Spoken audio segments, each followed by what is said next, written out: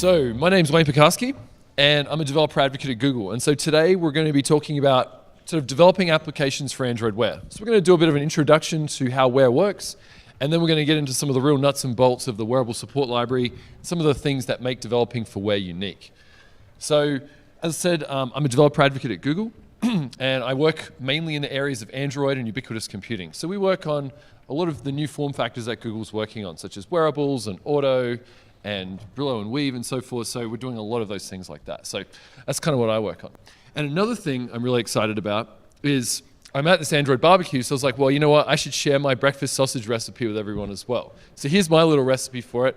And if you go to my Google Plus page, which is google.com/+WaynePekarski, you can see my recipe. Now, this is like my favoriteest breakfast sausage I've ever worked out how to make. So you can use it for chicken fried steaks, biscuits and gravy, and it's really simple. You take your own ground pork and you mix it up, and then you fry it up in a pan. You got to make sure you use a non-stick pan. You got to use one of those old school pans, like a cast iron skillet or something like that.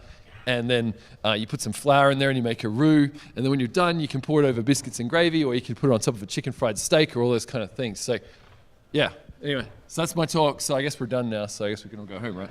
But yeah, so I figured since we're at the big Android barbecue, I probably should share that with you. All right. Let's get back on track here. So we're going to talk about Android Wear today. So look at this picture here. We've got a bunch of people standing around, and they're all looking at their phones, and they all appear to they're kind of disengaged from each other. And we see this a lot nowadays. Like, people go out with their friends, and no one's actually talking to anyone. They're busy on their phones doing stuff.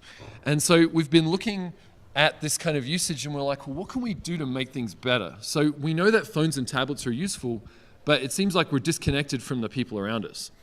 So Android Wear aims to sort of complete that picture. And you can see here in this photo, everyone's happy, having a great time. This is what happens when you use Android Wear. Anyway, just kidding. What it does is it helps you stay in the moment with the people that are around you. So it keeps you in the moment when it's appropriate, but it gives you the information you need when you need it, and it tries to avoid the distraction of pulling your phone out of your pocket and constantly being distracted. So let's look at this in a different way. This is how it looks like when you use your phone on a day-to-day basis. You're doing real life, then something happens, you pull your phone out, you unlock it, you read some notification, oh, okay, and then you go, oh, there's a news article, I'll start reading that. And the next thing you know, 5 minutes of your life has disappeared, and there's this huge time and attention cost that it's imposed on you to be able to use this kind of thing. So you might want to be distracted in your device, but you also might be very busy amongst your friends, and this isn't really what you want to be doing. So with Android Wear, we're attempting to change that. So there's your day, it's chugging along, something happens, you quickly look at your watch and go, oh, cool, I better take that. Or, it's not that important, I'll skip. So it allows you to have a quick look, a quick glance at your watch. It has an always-on display that's always showing something, and it helps you to reduce the overhead of being notified about things that are going on in the real world. And so it allows you to be more present in the real world, but yet more connected to the virtual world with the things that are important to you. So what does this mean for your development of apps? So to start with, it's a very different interaction model. So with Android Wear, you can see we have a range of different devices. There are round displays, there are square displays, the screen's really small, and if you want to get a really good user experience on wearable devices, you really need to rethink the way that you program for it and the way you use it and everything else. So one thing people like to do is they like to say, well, I'm just going to take my phone app and sort of jam it onto the wearable screen and make it really tiny, but that's not really what you want to be doing.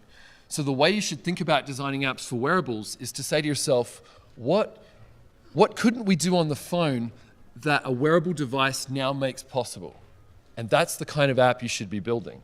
And I think the killer app for wearables in general is coming, and it's going to be made by one of you people here, a developer who's like, you know what, I have this really amazing idea, and it's going to change the world. When Android and iPhones came out many years ago, everyone thought they were just going to be browsing the web and checking their email. And now we've got all these exciting apps that people use that they couldn't live without. Those are the killer apps that define the platform. And so the killer app for Wear can be created just by you because it's an open platform. And the next thing is that when you build a wearable app, you have to actually try it. So you can't just run it on an emulator on a massive desktop screen with a mouse. You have to actually put it on your wrist and go for a run. And while you're jogging, you should try to use your app by touching the screen. That's when you'll discover if your little buttons are too small or if there's some kind of problem with how you're doing things. So you got to get yourself in the situation and try it just like a user would do. And so these are things that make Wear different. So this here is the Android Wear interface. And so you can see that we have, there's no grid of icons to launch. It's simple, it's glanceable, and it's built around micro interactions. These very quick little gestures. You can look at your watch in the corner. You don't have to use it like you do with a phone. And the interface is divided up into two primary behaviors. So we have the ability to talk to the wearable, use your voice. You say, okay, Google, send a message. So you talk to the phone, you talk to the watch to make it do things. And so we call these actions. And then the next thing is that once you say, okay, Google, it then shows you a list of commands that are possible, so you can do things like take a note, call me a ride, things like that. And these are the things that are available to you. Now, the wearable can send information back to you as well. So we have these notification cards that pop up. So we call this the context stream. And so there's a variety of different things that the wearable can send to you to show you on the screen. Are you ready for the trip? You have a flight to JFK coming up, your hotel information, things like that. This is stuff that you're walking around and your watch will vibrate and you're like, I've got to get to the airport. So it's telling you things that are important right now in the right place. We don't want to tell someone about something that's happening 8 hours from now. You want to tell them about something that's right now and it's important. So this is the framework that helps you to set you up for success on Android Wear. So if you want to make a really good application, you have to carry this philosophy into your apps as well. So for example, you have to build wearable apps that are aware of the user's context, their time, their location, their physical activity. That card there is aware of the fact that it's going to take you 15 minutes to get home right now because you've put something in your calendar that tells you that you need to be home by then. A watch is also designed to tell time in a split second. So when a user uses traditional watch, they just look at it, know what the time is, and they're done. And during this talk, I'm going to glance at my watch multiple times to find out how I'm going for time. And so it's very quick. You're not seeing me pulling my phone out and unlocking it and checking the time. And so if you can check the time in a split second, you should also be able to check whatever's going on in a split second. So here it's like turn right onto Washington Street. This is a direction. Right now, this is something you have to do. And it's very quick and easy, and there's an arrow pointing to where you need to go. You can think of Android Wear as kind of like a personal assistant. You ask it to do things, and it does the right thing for you, and it just gets it right. So here it's got, send a note to Jeff, I'm on my way. So these are very simple actions you want, and it would be the kind of thing that if you had a friend next to you, hey, can you send a message to Jeff, tell him we'll be there in 5 minutes? That's something your friend could do for you. It's a personal assistant that's designed to help you. And finally, you've got to focus on very simple interactions. You've got to only require input when it's necessary. You should try to do the right thing automatically. And most inputs are going to be done with touches or swipes. And because the screen is very small, you have to make sure that you've got very large touch targets, things that are easy to click while a person is running, like we talked about before. So you want to avoid fine-grained finger movements. You don't want to have tiny little keyboards and things like that. So when you design your Android Wear experience, you've got to keep these kind of things in mind. So with that, now we're going to talk about the nuts and bolts of how we go about building applications. But I really wanted to sort of set the stage for how this works because it helps to understand that with Android Wear, the UI is probably the most important thing. How it interacts with the user is everything. You can't write good code for this until you've seen how it works. Excuse me. All right, so let's go through 3 topics now. We're going to talk about how to do notifications, how to make your own watch faces, and then how to design your own full-blown apps that run on Wear. So the first is notifications. Now the cool thing about notifications is that if you have a notification on your phone, they're automatically sent over to the wearable by the Wearable Companion app. So any standard Android notification works for free on Android Wear, and you don't really need to do anything. Now you can extend them to add features, but you don't need to. So to get this done, there's no work required. They're just automatic. Also, if you've implemented the Media APIs or Remote Control Client, the actual controls for those are automatically sent to the wearable as well. So any standard music playing app when you're playing music on your phone, you'll see a notification on your wearable that you can use to change tracks, pick a different song, and things like that. And to get this done, once again, no work required. Now, if you want to implement slightly more complicated notifications, we have some extensions that we've added to notifications. So we have stacks, pages, and replies, which allow you to make slightly more complicated notifications that'll appear in a special way on the wearable, but they'll still be regular notifications on a phone. And you can add these features, and it won't break your app, even if your app is needed to run on a gingerbread phone or something like that. So these extensions allow you to add a little bit more to your notifications to make them slightly more useful. The really cool part is you don't need to do anything to your app except adding a couple extra lines of code in your notification section, and your app is already sort of on the way there for Android Wear support. So that's a really nice thing about notifications.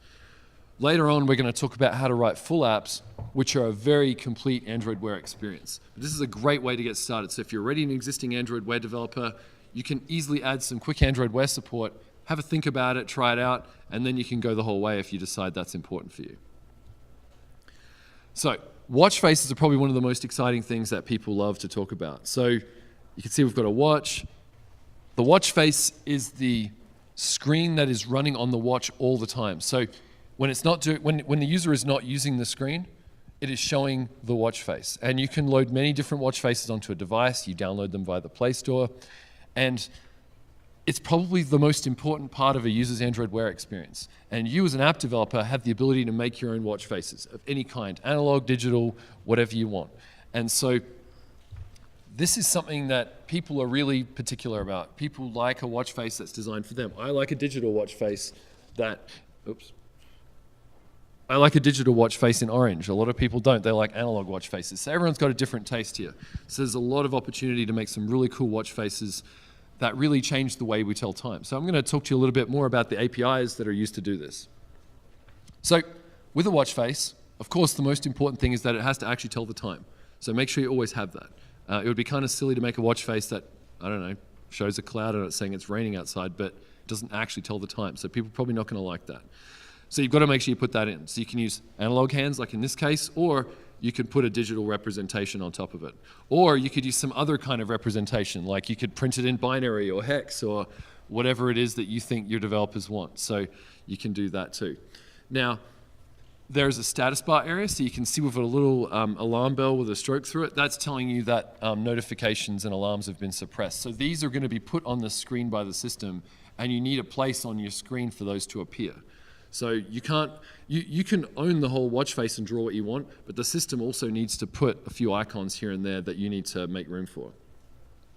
And also, notification cards are going to pop up in the stream on top of the watch face. So you need to be prepared to deal with them. So what you can do in some cases is you can resize your watch face to not be under the card. In other cases, you can also control how much the card pops up and things like that. So you get control over all these things as part of the API for it. And you can also add other things such as the time of day, the current weather. A lot of the Android Wear watch faces that are out show things like showing details from your calendar, showing the weather, the tides, the moon, whatever you want. So you can have different watch faces for different kinds of people depending on what they want to do. So here are a few guidelines to make sure you get this right. So the first thing is that Android Wear comes in multiple form factors. So if you're designing a watch face, you really want it to run on both round and square watches. So it would be kind of a bad idea to build a watch face that only runs on square, and if round people install it, it doesn't work. People are going to be upset. They're going to write bad reviews about your app. So you really want to make sure you cover both platforms. And in some cases, like an analog watch face, if it's just got some hands on it, that'll work both on a round and a square device. In other cases, you might have to redesign the watch face completely because square is very different. The corners are present, whereas on a round watch, they're chopped off. So you might need to deal with that. Next, Android Wear displays have two modes that they run in. There is an interactive mode and an ambient mode. So interactive mode is when you're touching the screen and you're interacting with the device. You can actually detect touches as well. And this is the mode that's used when the user is giving their attention to the watch. Now, the screen is fully active. You can have all the colors and everything like that. But after a short period of idle time, the watch goes into what's called ambient or always-on mode. In this mode, the screen goes into a low power state, it reduces the amount of colors that are available, and you should also reduce the number of pixels that are drawn on the screen to save power and to avoid burn-in. We'll talk about that a bit more in a sec. But you'll see in this case here, we have a watch face on the left, which is full color, and then in ambient mode, it's just a black screen with hands on it. So you need to design your watch face to run in both of these modes, and you cannot render a full colored image constantly in ambient mode when it's sleeping. The watch won't allow that. And secondly, the watch face refreshes continuously when you're in active mode, but when you're in ambient mode, the watch goes to sleep and it only refreshes the screen once every minute. So you should remove the second hand and you should only draw hours and minutes because we're trying to save power. So when the screen is in ambient mode, the watch is not running. It's actually asleep, and the only thing that's awake is the display driver just keeping that screen going. So it's a great way to save power, and it means that you don't have to flick your watch up to look at the time. The watch is always showing the time. As you can see from as I'm walking around, this watch never shuts down. And that's one of the really cool features of Android Wear, is the screen is running all the time. Now, when we talk about ambient mode, we also need to deal with how it's implemented. So for example, certain screens on Android Wear are called low-bit screens. When they go into ambient mode, they actually don't allow full 24-bit color. They only allow primary red, green, and blue colors. Like, only certain colors are allowed. You can't render shades and all that kind of thing. It's a feature of the display driver that allows it to save power. Other displays go into a black and white mode, and some displays, such as OLED displays, actually require you to only illuminate 5% of the pixels in low power mode. If you try to keep all the pixels on the screen on all the time, what will happen is that over time the screen will burn in and you'll see the pixels permanently burnt into the screen. And the other trick that some of the displays do is they'll actually take your watch face and every minute they will jiggle it in a direction. So they'll jiggle it 10 pixels in either direction, and they use that to help the watch face avoid burning your screen in as well. So you should never have large patches of solid color because they will eventually burn into the screen, and the jiggling can't get around that either. So definitely you want to try to make sure that you're careful about when you design your ambient mode, because you need to keep a lot of the pixels off to save power and to save the screen. So when you're writing a watch face, there is a class called Canvas Watch Face Service.engine that you're going to be sort of implementing here.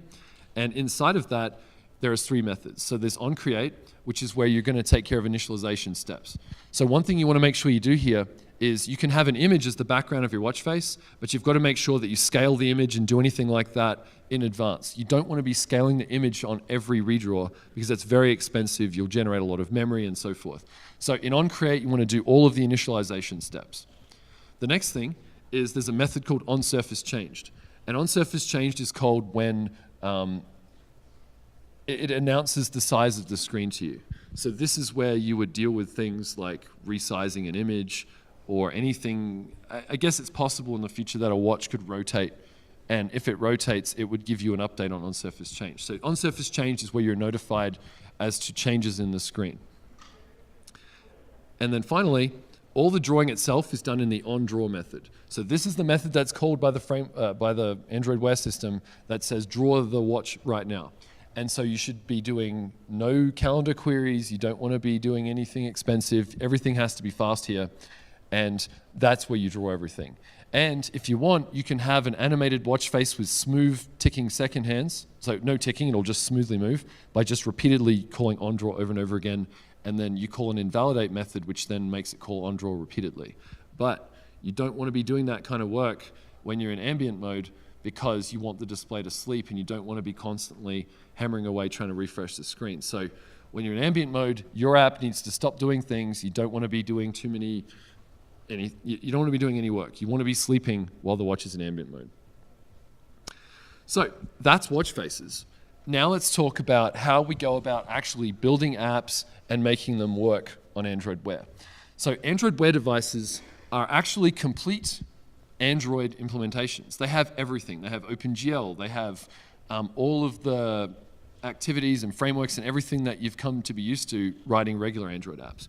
Probably the only 2 things that are missing is that there's no video codecs and you don't have direct access to the internet. So you can't make HTTP requests to a web server, and you're not able to play video back on the screen. The codecs have been removed to save power and battery and space on the device. And you also probably shouldn't be playing videos on an Android Wear device as well. if you're looking at something for 30 seconds on the screen, like watching a video, you probably should be pulling your phone out of your pocket and looking at it on a regular screen. So there's certain things you really don't want to be doing, but Android Wear devices are very powerful and they're capable of doing pretty much anything you can throw at them. The only difference is the way they're packaged. And so the way it works is that you build a wearable APK that's going to be installed to the Android Wear device. But the wearable APK is not sent directly to the wearable.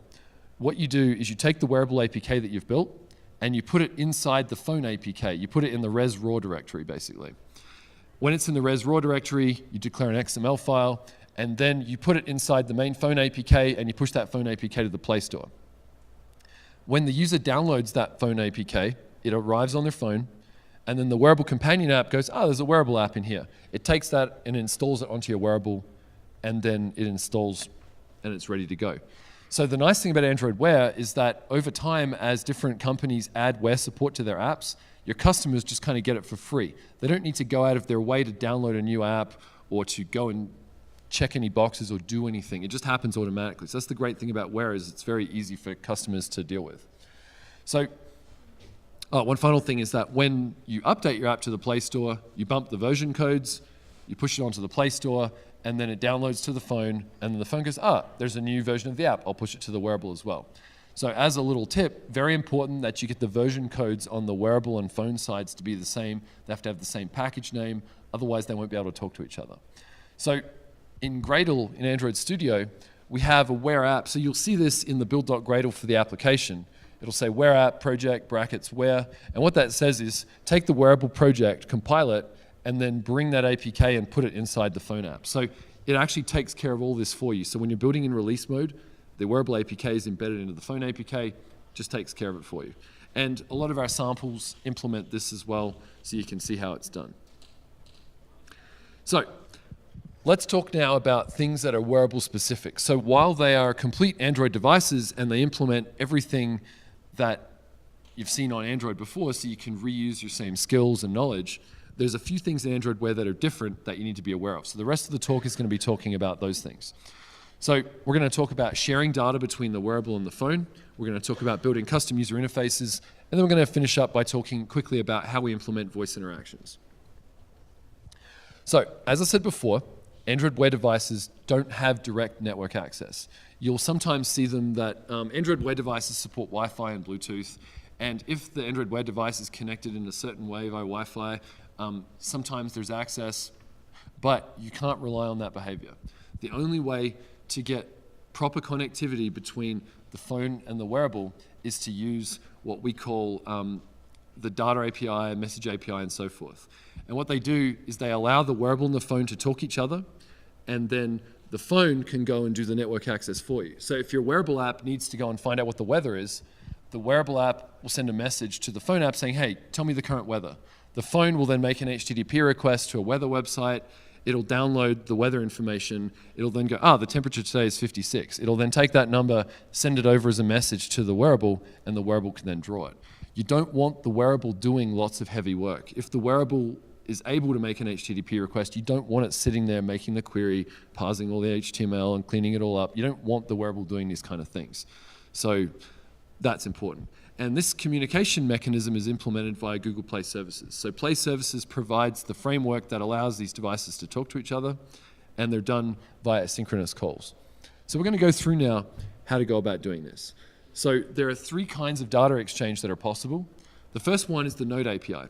And what this does is it tells you when two devices are connected. So if a wearable and a phone appear close to each other, the Node API will say, yeah, a device has just become connected. And if the wearable goes off for a walk or the phone goes for a walk, then you'll get a disconnect message so that you know that they're no longer paired to each other.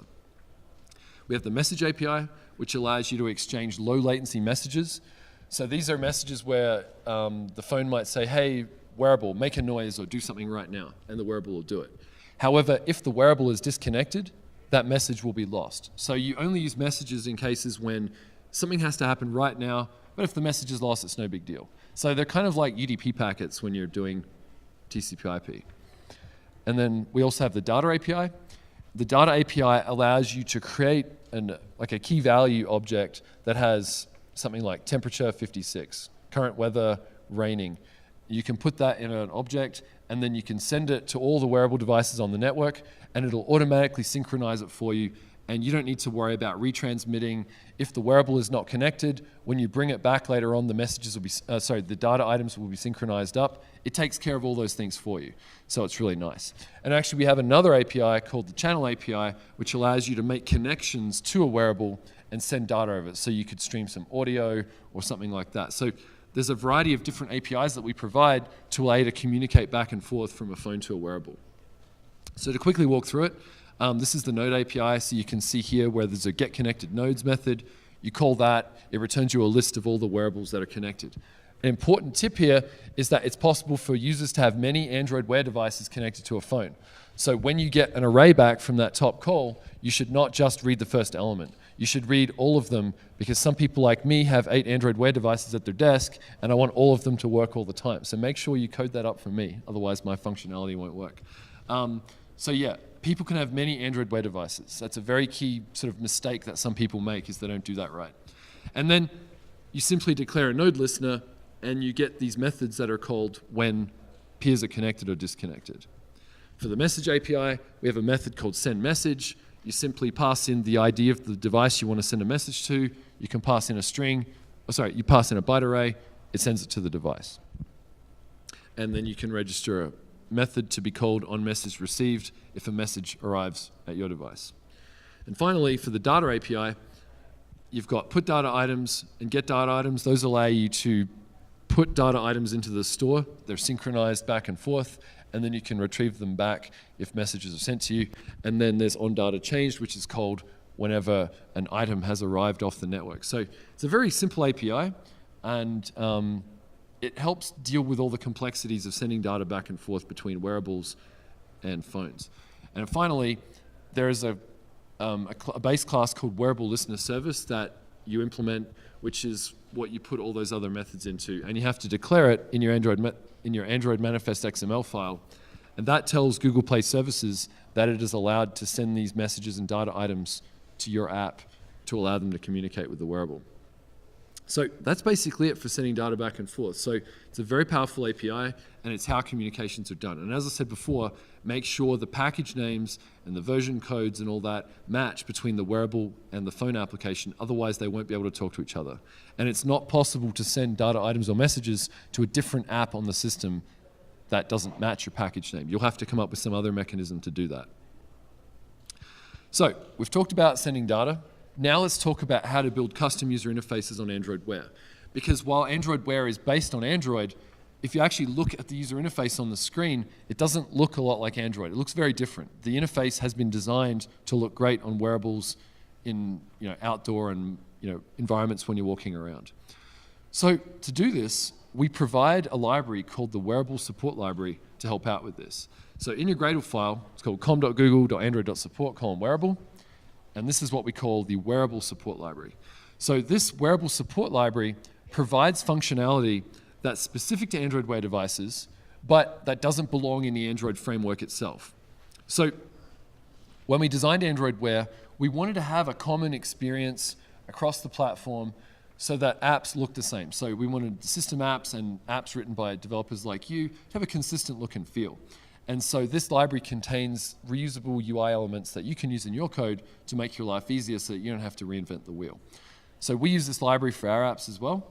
And so if you've actually got any ideas for things that are like, I really wish I had a widget to do blah, please come and tell me or one of the other developer advocates, because we'd like to hear more feedback about the kind of things people want.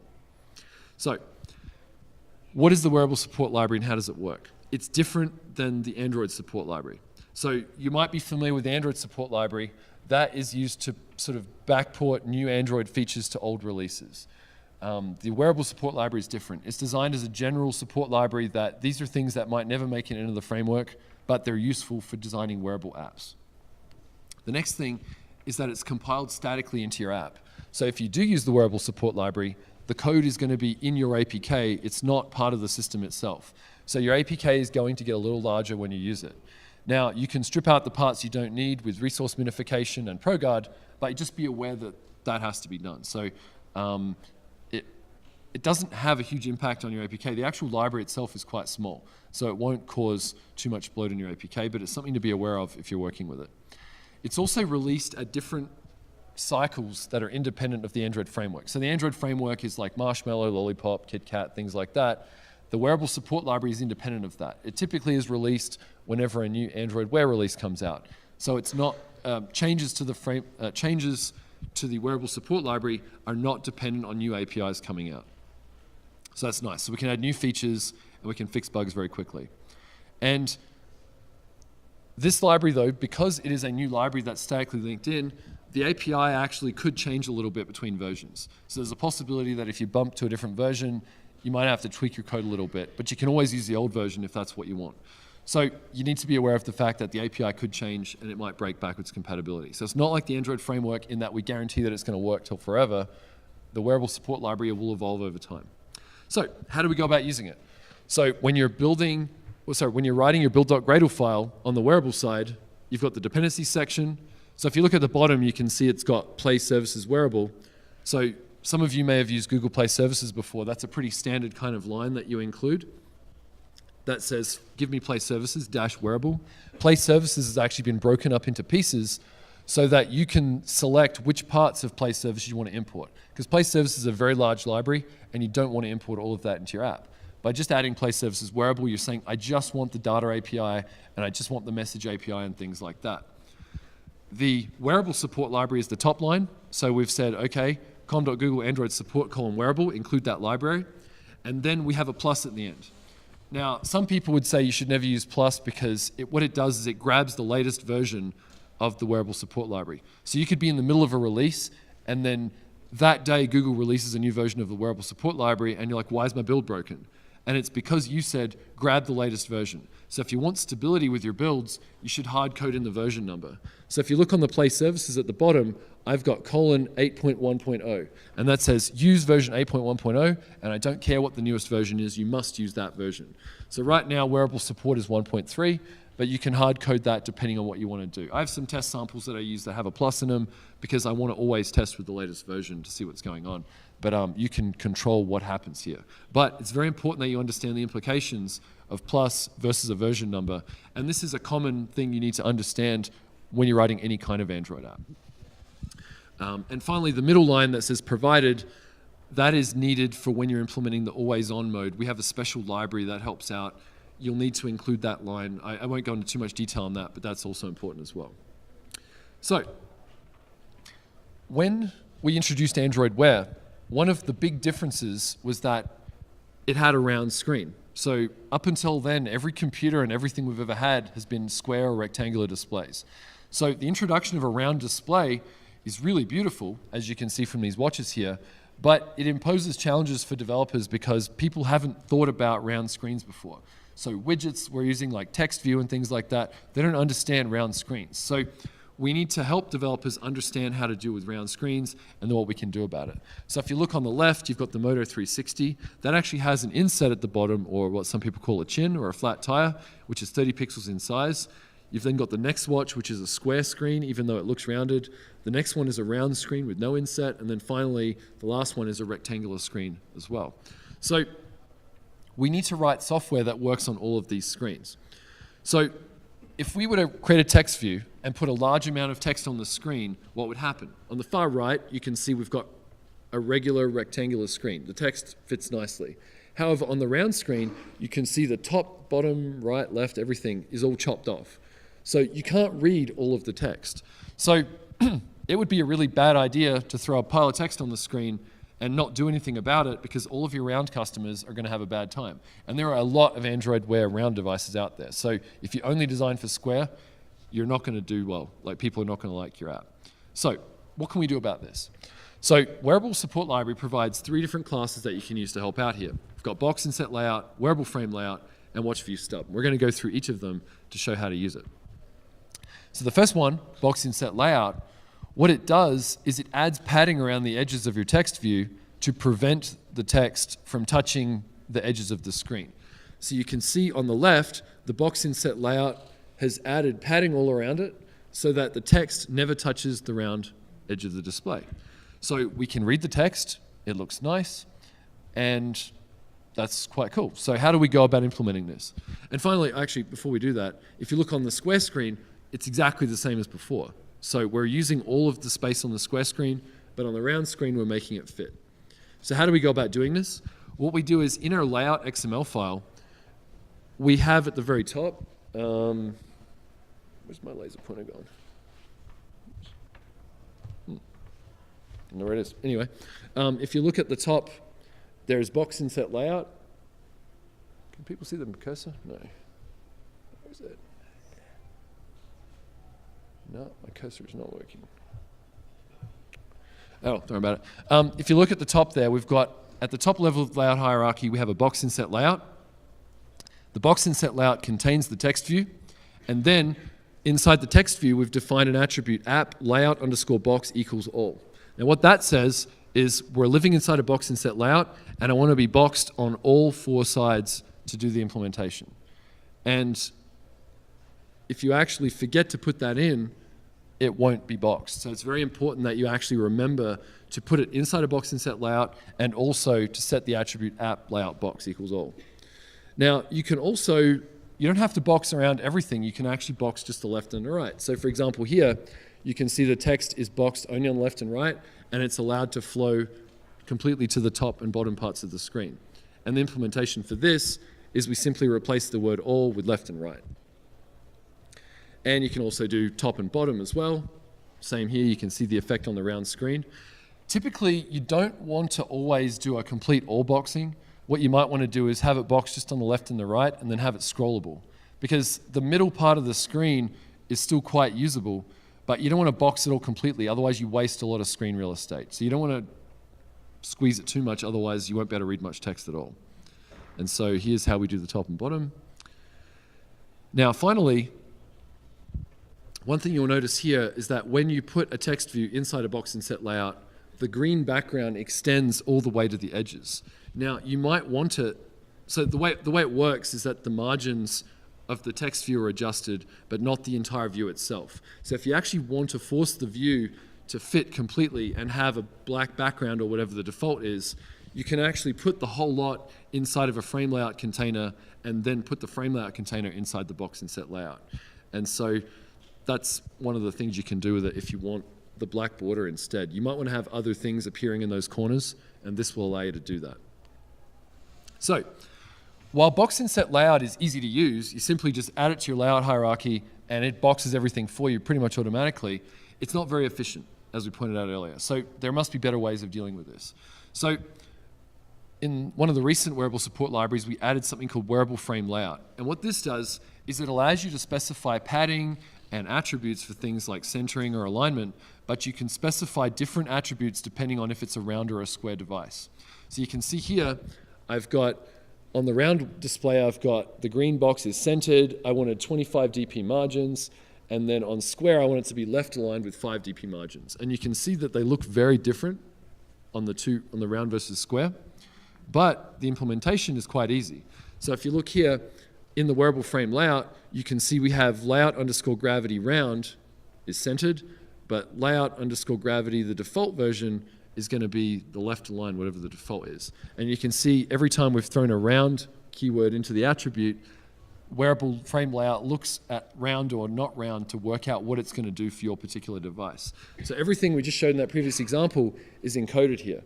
So the nice thing is that you can have one single XML file that does layouts for round and square. You can maintain them together, and it helps sort of to simplify the process of. One problem that people commonly do is they define a round and a square layout, and they change the square layout, and then they forget to update the round layout, and they've got bugs in on round. So this helps you to avoid that problem. So finally, we have what's called WatchViewStub, which is a class that allows you to inflate 2 separate layouts that depend on whether you're on round and square. So you can see in this case here, the layouts are completely different. One of them has a gradient, the other one has a circle. They're totally nothing to do with each other, and the WatchViewStub inflates the correct layout depending on which one you want.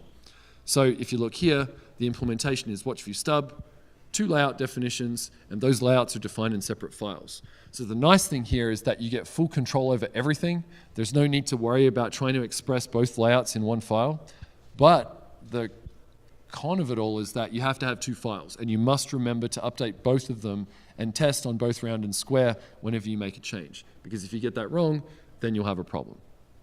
So those are sort of the pros and cons of the 3 different ways you can use, depending on what your app looks like. And which one you choose will very much depend on the app that you're writing. So that's a quick little rundown of what's available to support round versus square. So what else is in the wearable support library? So here's a list of all of the different classes that are available in there as of now, and I'm quickly going to walk through them to show you a few things that are available in case you weren't aware of it. So the first thing we have is that a lot of Android Wear apps have the ability to show cards on the screen, and they also use this swiping kind of interface where you can swipe sideways to see different actions, you can scroll up and down. So there's actually something called Grid View Pager, which implements this ability to create a bunch of fragments, and then you can scroll up and down through them, and then it implements the smooth scrolling effect that you see on this example here. And this image actually is taken from one of our samples called XYZ Tourist Attractions. The next thing is there's dots page indicator, which if you look at the very bottom, there are 5 little dots that as we swipe sideways, you can see those dots changing. That's the dots page indicator that shows you which page you're on. So we've written code that provides this for you, so you don't need to worry about writing this kind of thing yourself. Next, we have action page, which you saw in the previous example where we were picking actions. Action page is the full screen button with circular text that you see there. So most Android Wear notifications and apps use this kind of button with a little PNG in the middle to express things, and people are used to seeing these kind of things. So if you use this, it does all the work for you of handling the button press and laying it out, and it also gives you a ripple feedback when you press it, and it has an action label that adjusts in size depending on your screen so that it always fits. So it's kind of nice, and it gives you the functionality that you've seen in other apps without having to write it yourself. Next, we have Dismiss Overlay View. It's a common paradigm in Android Wear apps that you want to exit something, you actually press and hold on the app, and a red X will pop up. You then press the X to exit the app. So we've provided the functionality that allows you to do this. So it gives you this pop-up that offers to let you quit out. So here it is in operation, and then here's the code to do it. Now, you actually, when you use this Dismiss Overlay View, you need to suppress the ability to swipe the app away. So on Android Wear, you typically have the ability to grab the app and flick it to the right, which will exit the app. If you're using the Dismiss Overlay View to exit out, you don't need that swipe away gesture anymore. You might want to be making, for example, a map app where you need to use the finger to scroll around a map. You don't want the user to swipe to the right to kill your app. You want to use it to swipe the map to the right. So in this code here, you can see how we're creating a new custom theme which actually disables Windows swipe to dismiss. It sets it to false, and then in your manifest file, you pick the theme that you just created that suppresses swipe to the right. Next, we have Wearable List View. You may have seen on Android Wear the ability to select from options, like the settings area uses it, the app launcher uses it. It's a pretty common concept, so we've provided this functionality so that you can provide some colors and some images, some text, and you can swipe up and down through it. So this is a very common usage pattern. You write an adapter for it, and that's available as well. Yeah. Let's just wait till we get to the end. We're almost done, and we can go through it. We have Delayed Confirmation View.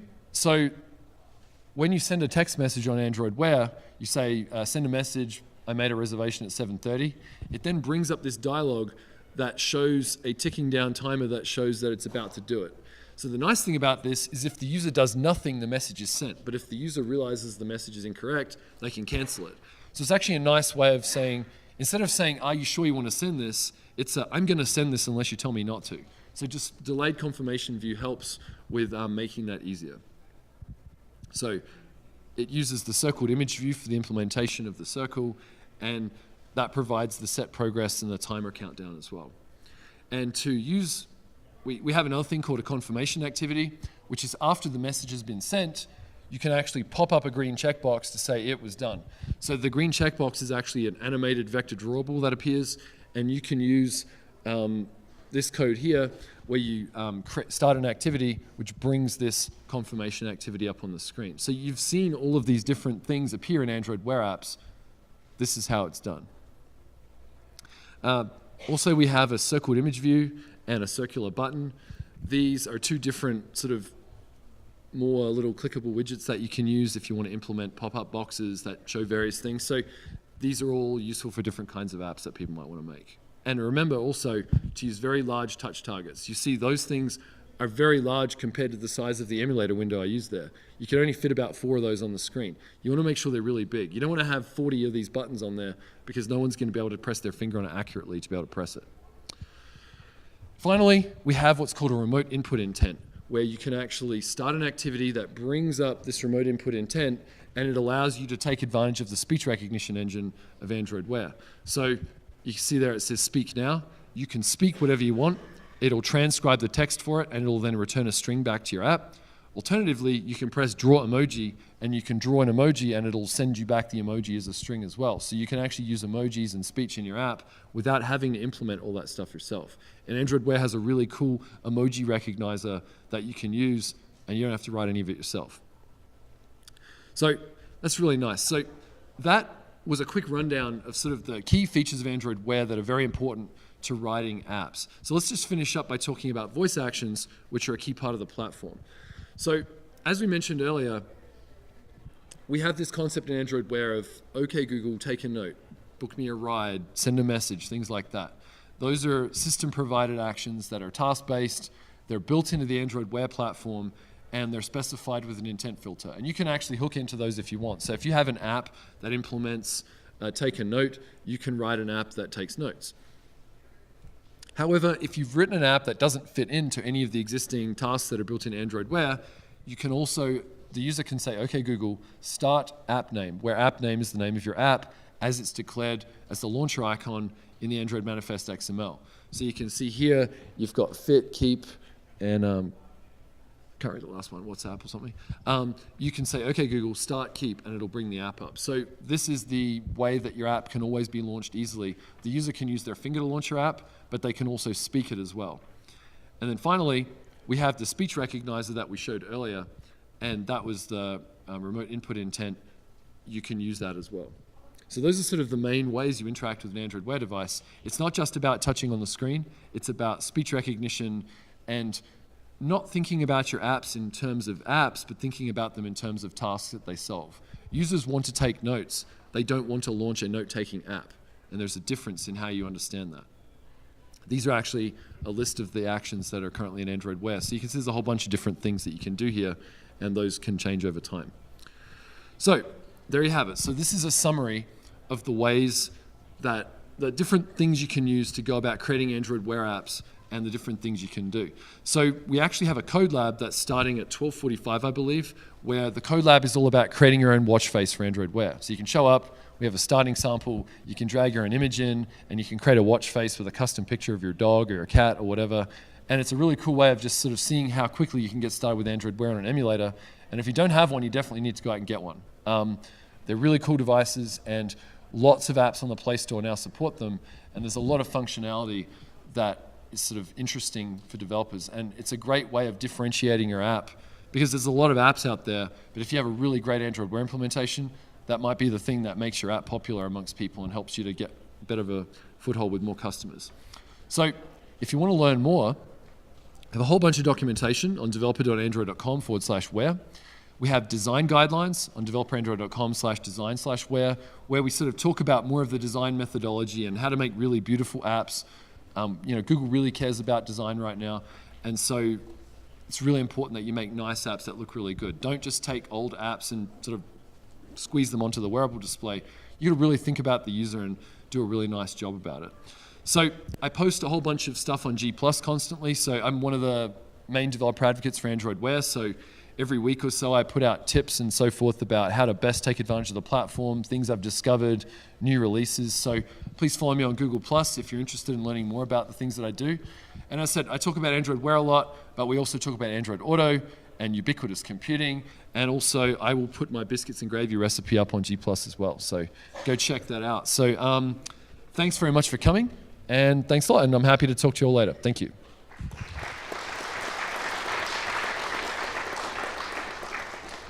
And I guess we've got a few minutes for questions if anyone wants to ask anything. You had a question? Yeah.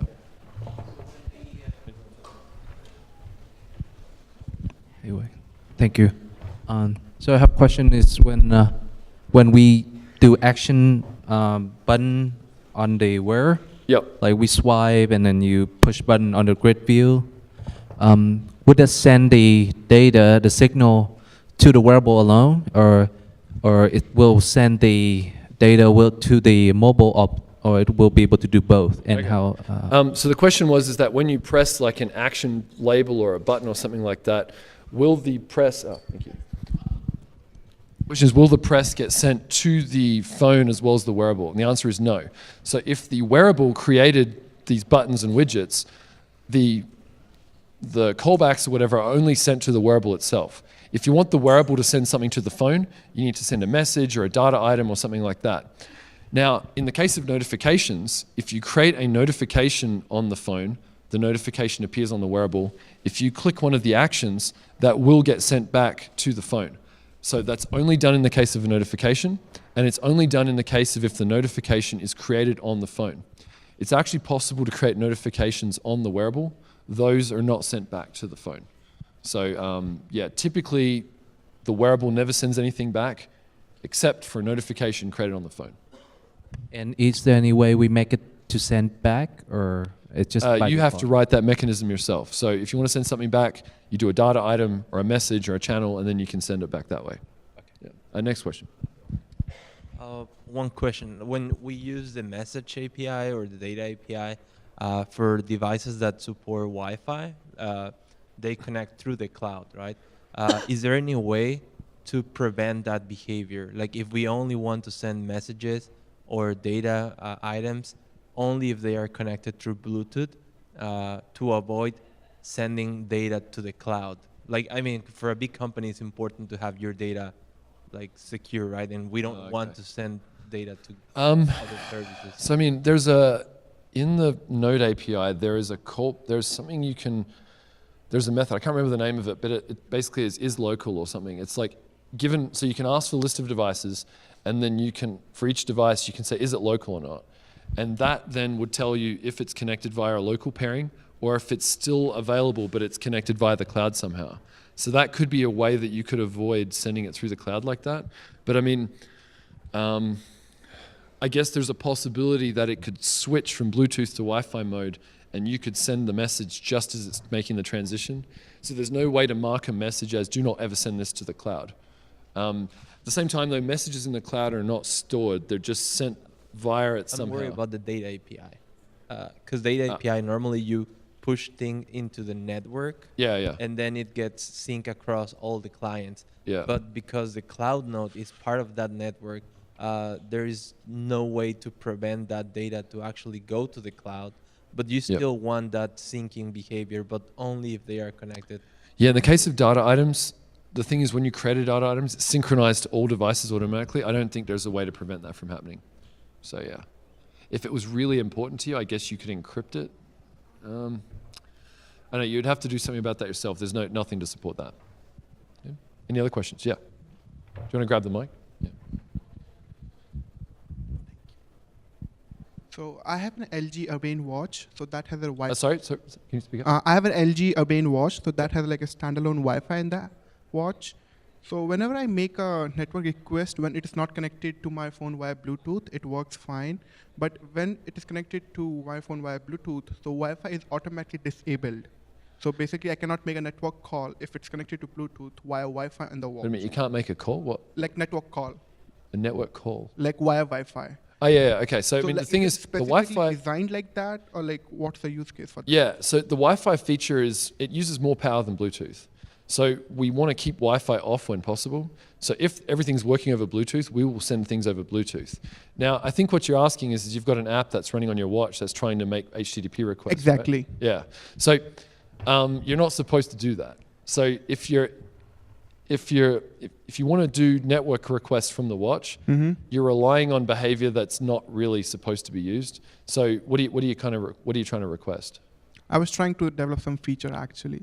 I mean, I was just trying to verify. So, and all. yeah, it kind of works. The problem is you can't keep the Wi-Fi feature on. You don't get to control that. So if Bluetooth is available, it'll switch to Bluetooth. Okay. So the correct way to deal with what you're trying to do is if you really wanted to make an arbitrary HTTP request. So if you want to check the weather, you send a message to the phone.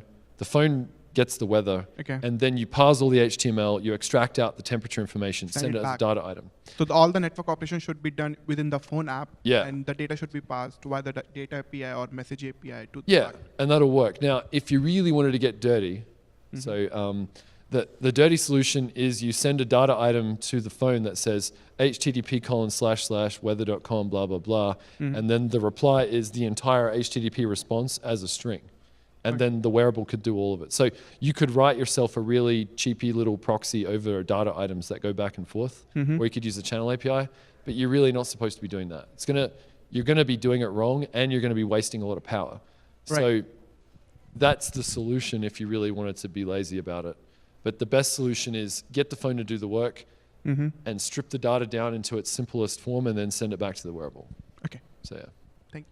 Okay, I think we're out of time. So we do have a code lab, remember, at 12:45. And actually my colleague, Michael Kwan, he's giving a talk at 12, I think.